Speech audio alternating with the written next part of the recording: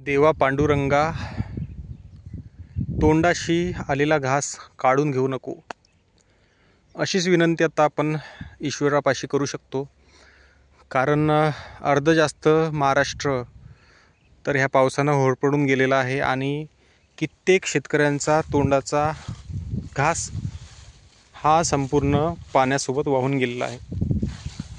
अख्खा महाराष्ट्र, अख्खा मराठवाडा आज रडतोय आणि हीच सिच्युएशन आता उरल्या सुरल्या महाराष्ट्रात होते की काय, हीच परिस्थिती इकडे आहे.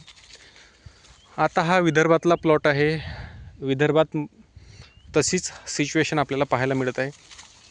पाऊस तुम्ही बघू शकता की वर आजची आता 26 सप्टेंबर, तरीही पाऊस जाण्याचं नाव घेत नाही आहे. कालही पाऊस झाला, त्या पावसामुळे आता तुम्ही बघू शकता की अजूनही जमीन ओलीच आहे, उन्हाचा पत्ता नाही आणि कित्येक पिकं ही आता मरण्याच्या अवस्थेत आहे.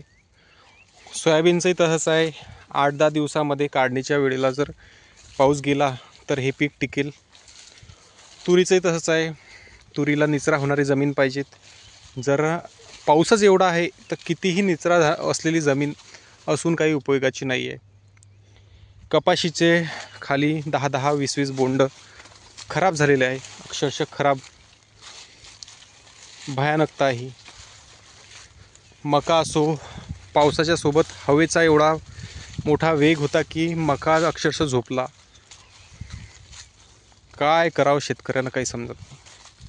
प्रत्येक पिकाला खर्च एकरी 25-25, 30-30 हजार लागून गेला आणि हे आता सोन्यासारखं पीक तुम्हाला दिसतंय आणि हे येईल की नाही येईल याची अजून शाश्वती नाही आहे.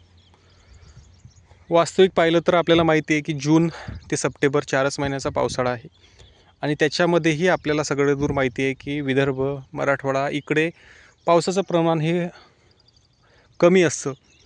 परंतु यावर्षी कोकणाप्रमाणेच पाऊस झाला. 4ही महिने कंटिन्यू पाऊस. शेतकऱ्यांना करावं काय? हतबल.